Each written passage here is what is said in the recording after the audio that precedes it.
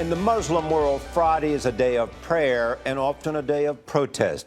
So this morning, American outposts in the Middle East are watching for new demonstrations over a movie that ridicules the Prophet Muhammad.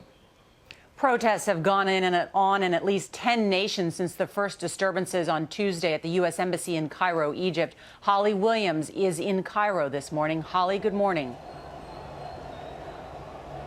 Good morning. Well, the Muslim Brotherhood, which is a powerful Islamist group here in Egypt, has called for more demonstrations later on today. But we're already seeing crowds of young men out on the street. They're clashing with the police. I can smell the tear gas from 7 stories up. And we've been watching this happen now for more than 48 hours. The Egyptian police are using tear gas to try to disperse the protesters. The clouds of smoke sting the face and push the crowds back, but they seem to be determined to stay on the street. For the last 2 days, groups of young men armed with stones have clashed with security forces, fighting for control of a road that leads to the US Embassy. The demonstrations planned for today promise to be more organised and much bigger, and the police know it.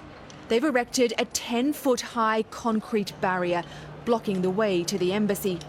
The Egyptian authorities have promised to protect diplomatic facilities in the country, but the government here draws its support from conservative Muslims, and many of them are still furious about the US-made film that sparked these protests.